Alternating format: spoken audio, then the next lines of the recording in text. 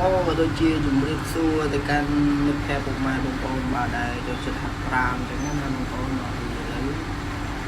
យើងហាត់ប្រាណនៅផ្ទះអត់មានកន្លែងជីមកន្លែងអីទេគឺសំខាន់សុខភាពរបស់យើងអញ្ចឹងណាមិនបាច់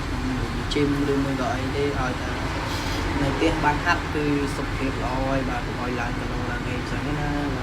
មានតែប៉ុណ្ណឹងទេបាទអរគុណច្រើនបើសិនជាចូលចិត្តវីដេអូហាត់ប្រាណកុំភ្លេចជួយ like ក៏ដូចជា share